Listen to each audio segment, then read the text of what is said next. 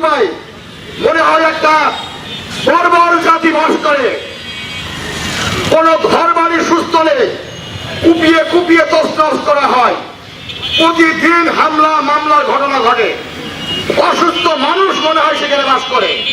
আমরা জানি বাংলাদেশের সর্বোচ্চ শিখরে অবস্থান করে শৈলকুপার অনেক মানুষ, বড় বড় অফিসার তারা। আমরা তাদের প্রতি শ্রদ্ধা রেখেই বলতে চাই, যারা কিনা এই জায়গায় বাস করে তারা মনে হয় একেবারেই বর্বর জাতি। প্রশাসন থেকে বিচ্ছিন্ন নাকি তারা? এই উপজাতিকে দেখা হোক কঠিন ভাবে। এরা কোন ধরনের উপজাতি?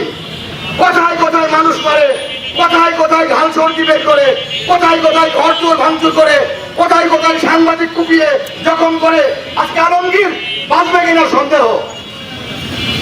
সে দোকানে বসেছিল, আলমগীর সাংবাদিকতা করে, শৈলকুপা রিপোর্টার্স ইউনিটের সভাপতি, অতিথি সংগঠনের সে সদস্য, অতিথি সংগঠনের শৈলকুপা সভাপতি।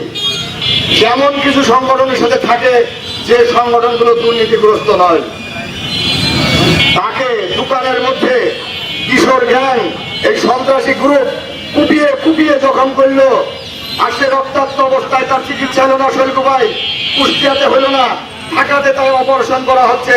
টাকা নেই, পয়সা নেই, মৃত্যুর সাথে পাঞ্জা লড়ছে। আর আসামি প্রকাশ্যে ঘুরে বেড়াচ্ছে। আমরা বারবার ওসিকে বলেছি তাকে ধরেন। ওসি সাহেব, আপনি যদি ধরতে না পারেন, আমরা ভদ্র ভাষায় বলতে চাই, আপনি ওখান থেকে সরে এসে আর একজনকে দায়িত্ব দেন। অন্য একজন যাক, সন্ত্রাসী গ্রেপ্তার